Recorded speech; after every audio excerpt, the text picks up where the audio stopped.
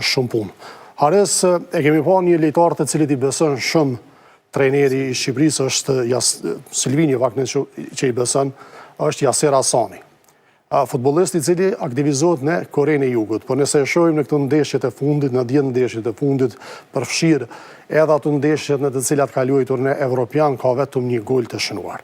Edhe sot pothuajse ishte lojtari më I dobët në fushë, nuk krijoi asgjë në këtë takim dhe është e çuditshme se si trajneri Silvini I beson këtij lojtari. Ky lojtar ka arritur që të shënojë 2 apo 3 gola vendimtar.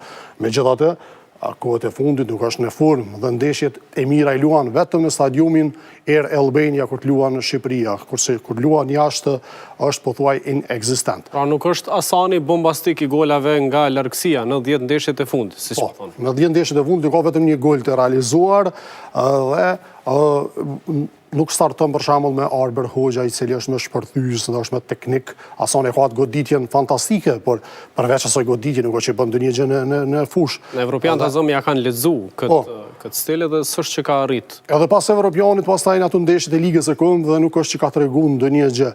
Edhe luan në një ligë shumë të dobët siç është Liga e Koresë së Jugut, se nëse po të luante në Ligën e Arabisë Saudite është ligë shumë cilësore, por Liga e Koresë së Jugut është ligë e dobët.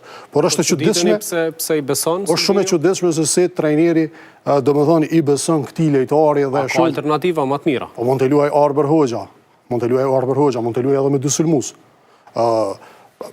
Por, thash, gjithmonë Hasani është standard, me inkuadrimin e mbrojtjes ndryshoi gjithçka edhe me inkuadrimin e lojtarëve të tjerë, por Shqipëria ka mungesë në sulm përveç mbrojtjes, sulmuesit të tjerë sipas mendimit tim nuk janë shumë klasë dhe luajnë ekipe jo shumë cilësore dhe do ta ketë probleme. Megjithatë, me Anglinë e përfundoi ndeshjen, do ta ketë ndeshjen e fundit sa I përket këtyre eliminatorëve të fundit do ta luaj në nëntor me Anglinë, tani do t'i ka disa ndeshje më të lehta, e ka me Andorën. Mbas kësaj performance, a jeni optimist se mund të performojë mirë?